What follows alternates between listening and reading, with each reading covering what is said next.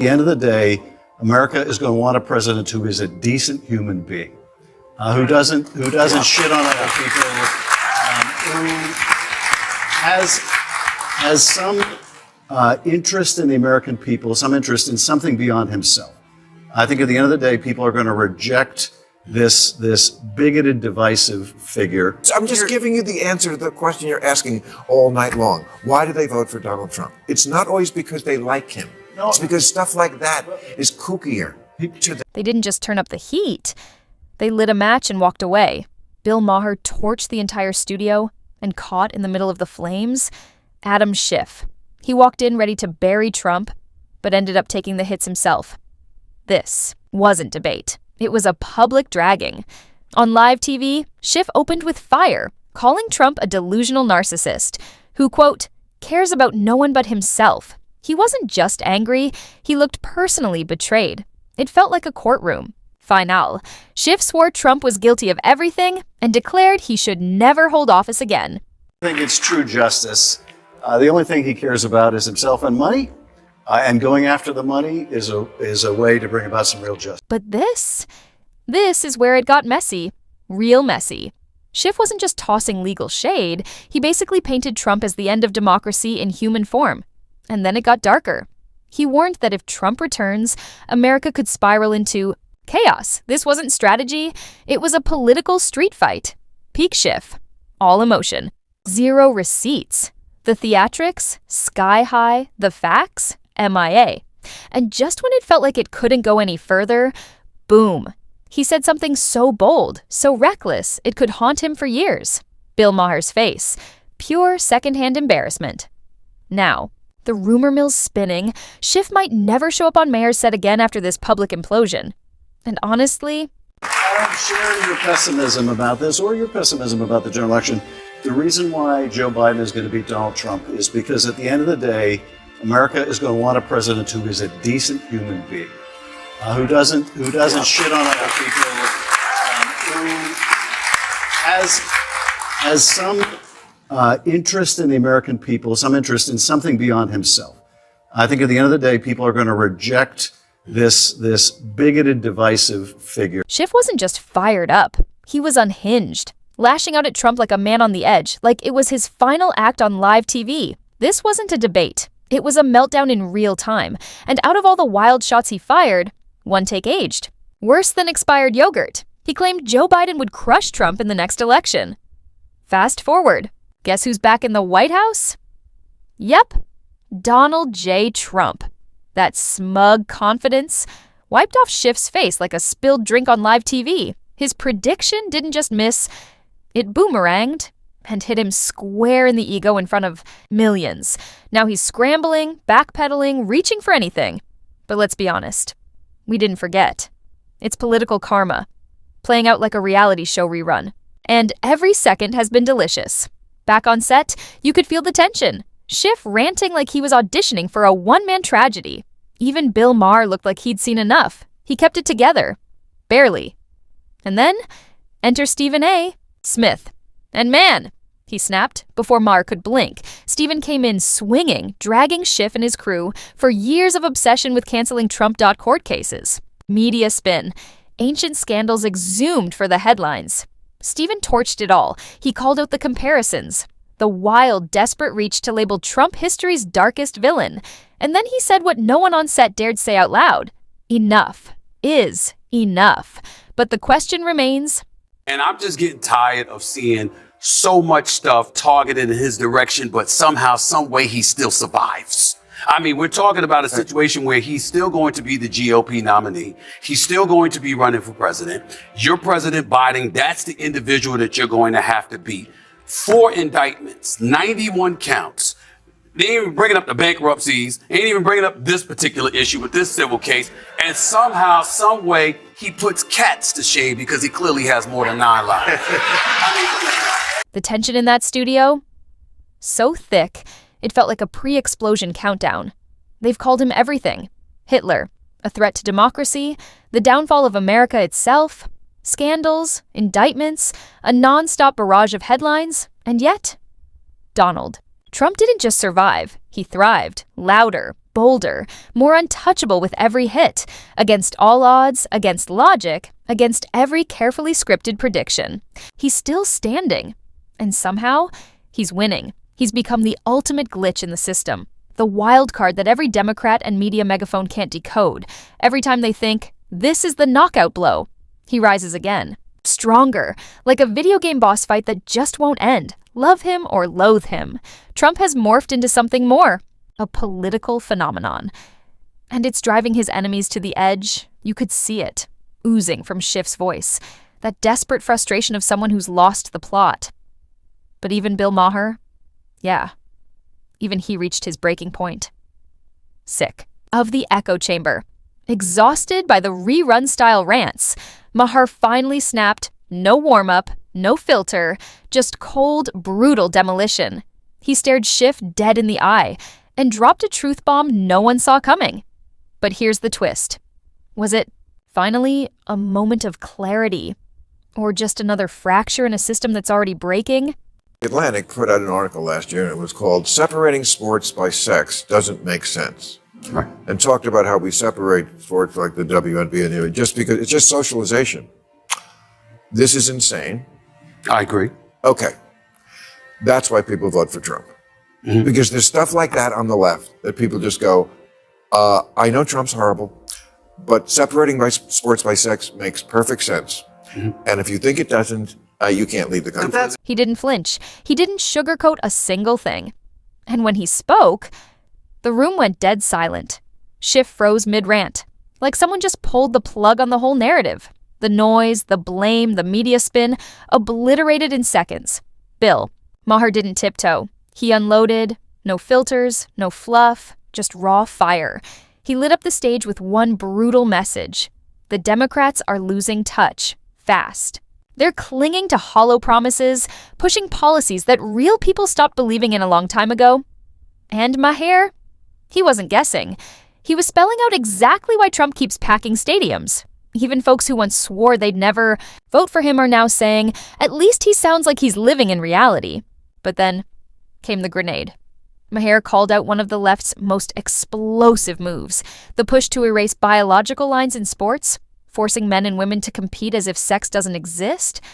For everyday Americans, that's not bold. It's flat out insulting. People aren't just confused, they're fed up. They raise concerns, they're shamed, labeled hateful, silenced. There's no debate, just commands. Bow or be canceled. And Maher wasn't done. He said, this kind of radicalism doesn't change hearts, it hardens them. Even moderate voters are starting to feel cornered, like they're being forced to pick between woke chaos and harsh reality. And guess what? Reality is winning. People are sick of being talked down to, sick of hearing that common sense is offensive, that deep frustration, it's Trump's secret weapon. Then, out of nowhere, Schiff, the same guy buried in the January 6th committee, threw Biden under the bus on live TV, no warning, no hesitation, just a brutal pivot that left everyone blinking. Remember. This is the guy who helped lead the charge, blaming Americans for the Capitol storm. But here's the twist. Some of those very committee members got pardons. Yep, Schiff included. Silent, sneaky, and suspicious as hell. They thought no one would notice. But we did. Now we're asking, the ongoing political tensions and Trump's actions toward his critics, do you think President Biden's preemptive pardons turned out to be more important than initially expected? Let's first tell people what that means, preemptive pardons. That was pretty unprecedented, right? Before he left office, Joe Biden pardoned you and a number of people who he thought Trump would go after. No, I take the opposite view. I don't think he should have given the pardons at all. Really? No, I don't think he should have, and I was vocal about that at the time. Can you refuse a pardon? That's less clear because in the case of the January 6th committee, he pardoned essentially the whole. Here's where everything starts to unravel. If that committee was so clean, so bulletproof, so beyond reproach, why did President Biden sneak in those last-minute pardons? No press conference, no fanfare, just silence. That move didn't scream justice. It screamed cover-up. And now, Adam Schiff, the face of the January 6th narrative, is suddenly shifting tone, saying the pardon wasn't even needed. He didn't say it outright. But come on, the subtext was deafening. It felt like a strategic deflection. A throw Biden under the bus but make it look graceful type of move. Classic Washington double play. Take the protection when it benefits you, then disappear the second it becomes inconvenient. But here's the twist. This time, people noticed. So what's the play here, Adam? Because from the outside, it looks like you're trying to rewrite the past before the truth fully comes out. And in doing so, you didn't just distance yourself from Biden, you cast doubt on the one man who shielded you when the whole thing nearly exploded. That's not loyalty. That's betrayal. Loud, blatant, and impossible to ignore. You can almost feel the cracks, forming in real time. The alliances are splitting. The mask is slipping. And if you think Biden's camp is watching this calmly, think again. This wasn't just a subtle jab, it was a warning shot. And it hit. But Schiff's not the only one the internet is side-eyeing right now. The whispers are growing louder. The timelines aren't lining up. The silence, it's screaming. So now the real question is, what are they trying to bury? Back him and arrested the judge. Now, I haven't heard that. Maybe I'm wrong, but I don't think I've ever read arrested a judge. So is this significant? Well, I think I'm not going to comment on something I don't know more about than what you've just told me.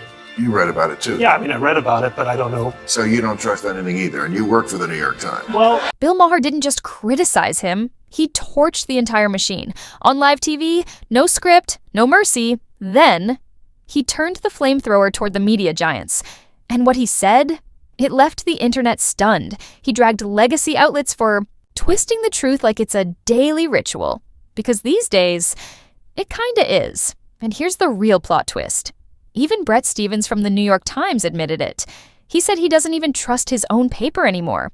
Let that hit. A man inside the fortress, questioning the very headlines he helped build. We're not just past the point of no return. We're somewhere deep in what the hell is going on. And this is exactly why millions of Americans, and Trump himself, have walked away from the networks they once believed in. Because when the watchdogs become lapdogs, who's left to tell the truth? This isn't about left or right anymore. It's about something much darker, truth versus narrative.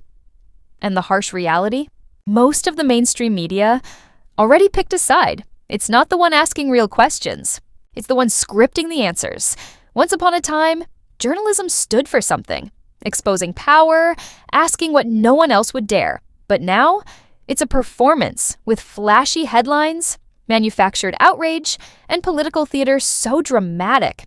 It makes Broadway look subtle, and every time a new crack forms in their shiny, scripted facade, more and more people start waking up. Because the truth is, the mainstream press isn't broken. It's been bought. Are popular now, even with people who aren't Catholic, because it's the last place you can send your kid to get an old school education. And they just tell the kids, forget about the Jesus stuff. Just, to them, that's okay indoctrination, as opposed to some of the other indoctrination that goes on. And also, the Catholics don't put up with bullshit. They take your phone. You have to learn your P's and Q's and your grammar and all this kind of stuff. And that's what I just don't understand, that parents don't have the whip hand anymore. Not that you should actually use a whip. And I don't have kids, so I don't know that firsthand, but every movie and TV show that has a teenager in it cannot be mischaracterizing this. And the kids they don't listen to their parents, they turn their back on them, they walk out of the room, things that would just get me shut down when I was a kid. If you're searching for the truth, don't look where they want you to. Because the truth, it's been buried. Bill Maher ripped the mask off, and what he exposed was chilling. This cultural spiral didn't start with politics. It began the moment the left went all in on woke, and that's when everything normal got labeled offensive. Logic, out. Morality, dumped like yesterday's garbage. Suddenly, kids were expected to understand things that would confuse most adults. And fathers turned into punchlines, mocked in the media as out-of-touch fools. The message was loud. Sit down, stay out of the way. But this collapse didn't come out of nowhere. It was a slow drip, a sneaky rewrite of reality. When common sense became controversial, the whole system started to rot. And here's where it gets disturbing. Family shows. Once filled with warmth, life lessons, love, turned into indoctrination disguised as entertainment. The clueless dad who can't function. The frazzled mom on the edge. The kid? A mini guru who's somehow smarter than everyone else. At first, it felt like comedy. But over time, the joke became doctrine. And it rewired how we see family, how we raise the next generation. Now, disrespect is cool. Boundaries, gone. The moral compass, replaced with hashtags and hollow slogans. And the cost? Massive. This cultural decay didn't just shake homes. It triggered one of the most stunning political breakdowns in U.S. history. The 2024 election loss wasn't just about policy. It was desperation. Even insiders were sounding alarms before the vote. But here's the twist. While everything was crumbling, Adam Schiff and his allies were laser-focused on one thing: convincing America that Joe Biden was still fit to lead. They doubled down like the truth didn't matter. But now that the house is burning, who's left holding the match? And the question we can't ignore is, I respect the fact that you don't share my pessimism. I truly do. I understand where you're coming from. But I think that's part of the problem. I think the Democratic Party should share my pessimism. I think they should be on high alert. I think they need to treat him with the seriousness that it deserves, because you having a lot of faith in the American people.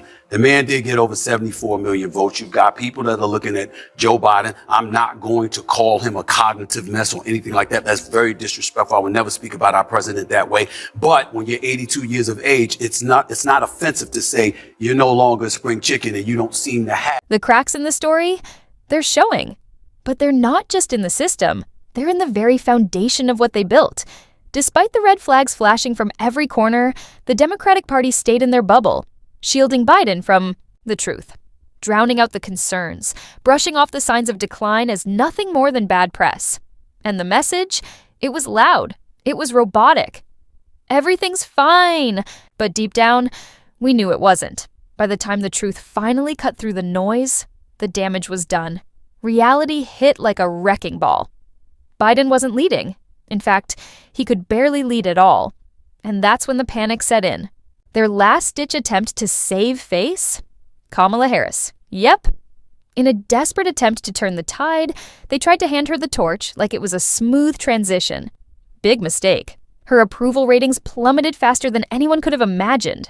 Every public appearance turned into a PR disaster. Her leadership only made things worse. Way worse. The same party that once bragged about their 4D chess strategy, they couldn't even play a game of checkers anymore. Now they're left with the fallout, cleaning up the mess they made while voters slipped through their fingers. Why? Because they chose ideology over common sense, image over substance, silence over truth. At this point, this isn't just a political misstep, it's a full-blown implosion. And the worst part? They still don't understand why it's happening. From backing a president who clearly wasn't up to the job to throwing Kamala into the spotlight as a last-minute Hail Mary. They didn't just fumble, they lost the entire game. And the cost? Alienating the very people they once claimed to fight for. Bill Maher's outburst, Stephen A. Smith's rant. They weren't just entertainment, they were a wake-up call, a reflection of what millions of Americans are feeling right now. Exhausted. Gaslit.